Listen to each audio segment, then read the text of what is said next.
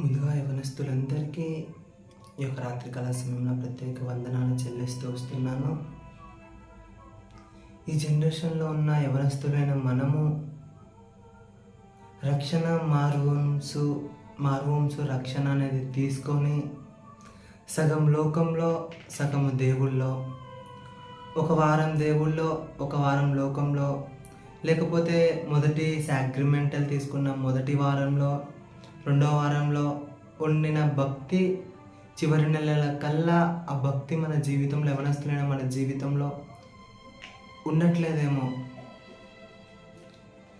దేవుడు చూస్తున్నాడనే భయము లేకుండా సాక్రిమెంటల్ తీసుకుంటున్నాం మనము, లేకుండా ఏం చేస్తున్నామో తెలియక పాపం చేసినా ఏం తెలియనట్లు సంఘంలో ఉంటున్న యవనస్తుల కోసం ఈ దినము దేవుడు మాట్లాడుతూ వస్తున్నాడు.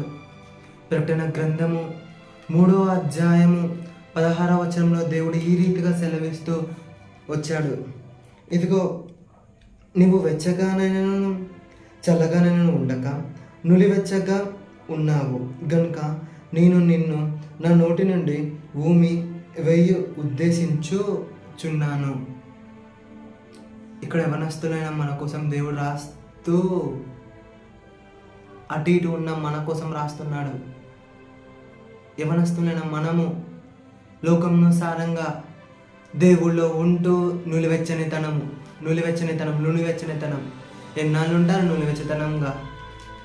దేవుళ్ళలోకి మారూమ్స్ తీసుకున్న మొదటి దినంలో, బాప్టిజం తీసుకున్న దినంలో ఏ రీతిగా ఫైర్లోనూ దేవుళ్ళలోకి వచ్చావో ఆ భక్తి కొనసాగుతుందా, లేకపోతే నులివెచ్చతనంలో ఉన్నారా? ఈ దినము దేవుడు ఆ కింద వచనంలో దేవుడు సెలవిస్తూ వస్తున్నాడు. ఇదిగో, నులివెచ్చగా ఉంటే నేను మిమ్మల్ని నా నోటి నుండి ఉమివేయి ఉద్దేశించున్నాను. ఆయన నోటి నుండి ఉమివేస్తున్నాడు దేవుడు. ఇక్కడ ఈ లోకంలో ఉన్న వాళ్ళందరి చేత వ్యతిరేకింపబడిన దేవుడు ఎన్నుకొని మనల్ని బాగుపరుస్తాడు. కానీ ఈ లోకంలో ఉన్న వాళ్ళందరూ మనల్ని బెస్ట్ అని దేవుని దృష్టిలో మనం భూమి ఉద్దేశించుచున్నామంటే దానంత నీచమైన బతుకు వేస్ట్. ఆయన దృష్టిలో మనం గనులై ఉండాలి. ఎప్పటికీ ఆయన దృష్టిలో మనం బెస్ట్గా ఉండాలి. ఈ లోకంలో ఉన్న జనంకి మనం ఎలా ఉన్నా ఏం కాదు, కానీ దేవుని దృష్టిలో మనం బెస్ట్గా ఉండాలి.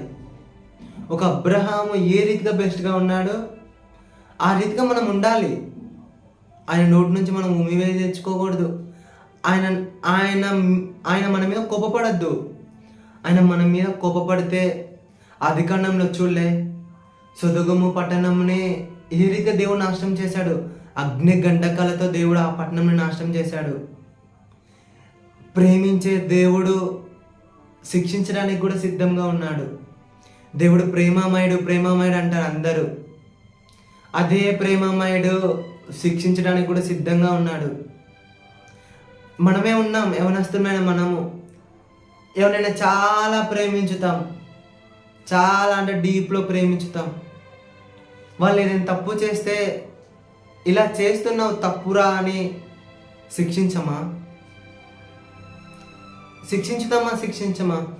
ఆఫ్టర్ ఆల్ ఒక మనుషుడిగా నువ్వే ఆమెను ప్రేమించి నువ్వు శిక్షించినప్పుడు పరమదేవుడు మనల్ని ప్రేమించి తన సహస్రాలతో తన చేతులతో తన ప్రేమతో మన అద్దుకొని మనల్ని తన తట్టు తిప్పుకున్న దేవాది దేవుడు శిక్షించడా? తప్పు చేస్తే ప్రేమించే దేవుడు శిక్షించడానికి కూడా సిద్ధంగా ఉన్నాడు.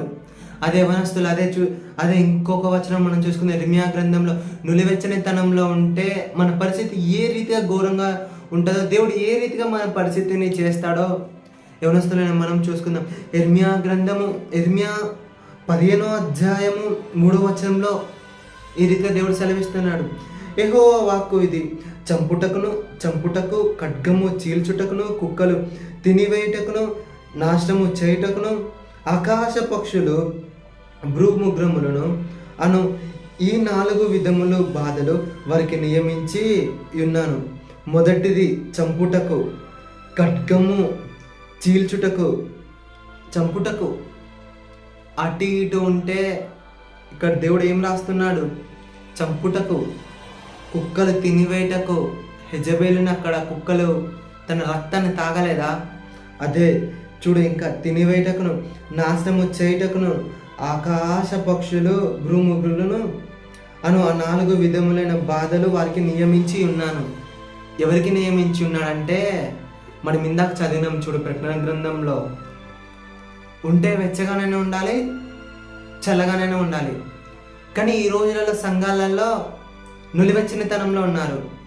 నులివెచ్చనితనంలో ఉంటే ఇర్మియా గ్రంథము 15వ అధ్యాయము 3వ వచనంలో దేవుడు యెహోవా వాక్కు అది. అవన్నీ మనకి దేవుడు నియమించి ఉన్నాడు. యవనస్తుడా, పాపము చేస్తున్న యవనస్తులమైన మనము దేవుడు శిక్షిస్తాడు. క్రీస్తు న్యాయపీఠం మీద ఒక దినాన లెక్కప్ప చెప్పాల్సిన ఉంది. అది మర్చిపోమాకు. నువ్వు ఈ భూలోకంలో నువ్వు ఏం చేస్తున్నావో గుర్తుపెట్టుకో. ప్రతి దానికి నువ్వు లెక్క చెప్పవలసిన అవసరం ఉంది. క్రీస్తు న్యాయపీఠం ఎదుట నిలబడాల్సిన అవసరం ఉంది యవనస్తుడా, మర్చిపోమాకు. ఆయన తీర్పు దినాన నిలబడాల్సిన అవసరం ఉంది. ప్రతి దానికి, ప్రతి ఈ భూలోకంలో చేస్తున్న ప్రతి దానికి నువ్వు లెక్క చెప్పాల్సింది ఉంది. ఎక్కడికి పారిపోతే యవనస్తుడా, నువ్వు ఎక్కడికి పారిపోలేవు. దేవుని వదిలేసి నువ్వు దేవుని వదిలేసి ఎటు వెళ్ళినా నువ్వు మరలా తిరిగి ఆ దేవుని సన్నిధికి రావాలి. గుర్తుపెట్టుకో, నులివెచ్చనితనంలో ఉండమాకు. వెచ్చగానే చల్లగానే ఉండు, కానీ నులివెచ్చగా ఉండమాకండి. దేవుని సన్నిధిలో ప్రార్థించు. నులివెచ్చగా ఉన్నావా? అయ్యా సహాయం చేయి, ఈ పరిస్థితిలో ఏ రీతిగా నేను పైకి లెగాలి అని దేవుని సన్నిధిలో అడుగు. లేవనెత్తడా? బలహీనతలో యవన జీవితంలో, నీ యవన జీవితంలో బలహీనత సమయంలో బలపరిచే దేవుడు లేడా? ఎందుకు నులివెచ్చనితనంలో ఉంటున్నారు? దేవా, ఈ బలహీనత నాలో ఉంది, దీన్ని ఎత్తిపడి నీ సన్నిధిలో ప్రార్థిస్తున్నాను, నాకు సహాయం చెయ్యి అంటే ఆయన సహాయం చేయడా? ఆయన బాహుబలం ఏం తక్కువైనదా? ఈరోజు యవనస్తులమైన మనం ఆయన బాహుబలం ఫస్ట్ ఆఫ్ ఆల్ తక్కువ అంచనేస్తున్నాం. ఎందుకు? ఆయన చెయ్యలేడా? ఆకాశమును చీల్చి మన్నాను కురిపించిన దేవుడు, బండ నుండి నీరిచ్చిన దేవుడు. ఆఫ్టర్ ఆల్ నీ స్ట్రగుల్ ఎంత? ఆఫ్టర్ ఆల్ నీ సమస్య ఎంత దేవుడికి? నీ యవన జీవితంలో నీ బలహీనతలు ఎంత దేవుడికి? నువ్వు జయించలేవా?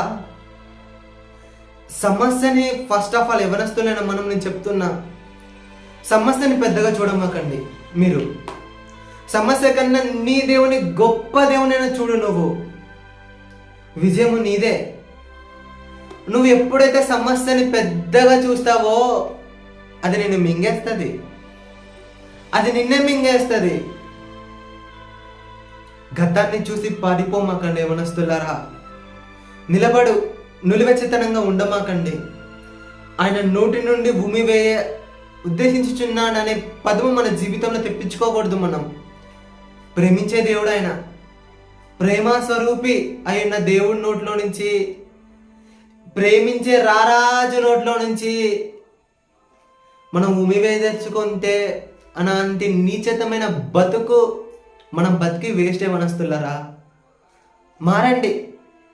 యవనస్తులకి ముఖ్యంగా చెప్తున్నా నేను, లెగండి, బ్యాకప్ కాండి, ఎదగండి.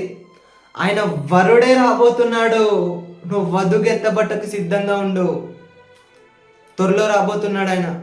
ఆయన మహిమారుడే మేఘార్గుడే వస్తున్న సమయంలో నువ్వు ఇంకా నులివెచ్చనితనంలో ఉంటే ఏమి సుఖం యవనస్తులారా?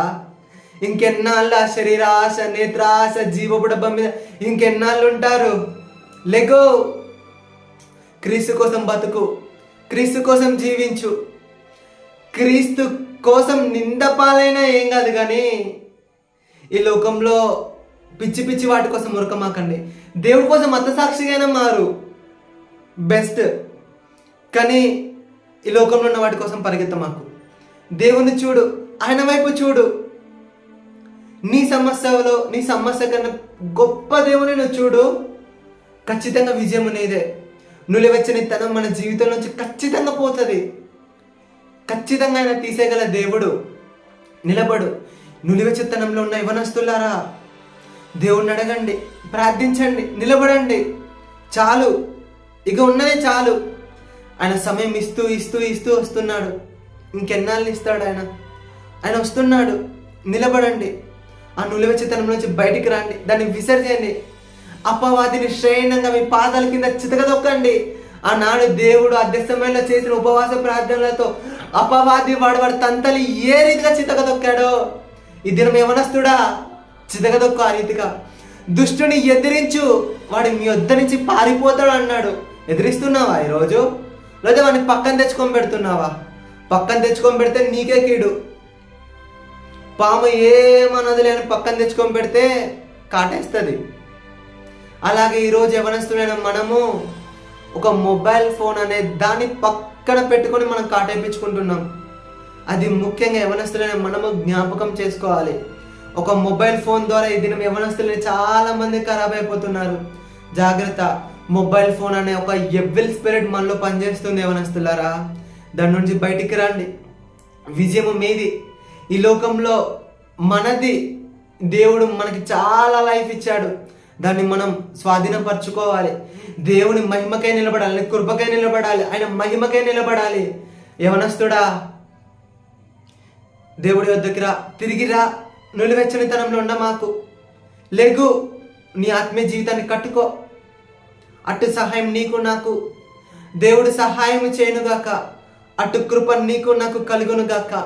ఈ చిన్ని వాక్యం దేవుడు దీవించి ఆశీర్వదించునుగాక. ఆమేన్, ఆమేన్, ఆమేన్, ఆమేన్, ఆమేన్. Lord, praise the lord.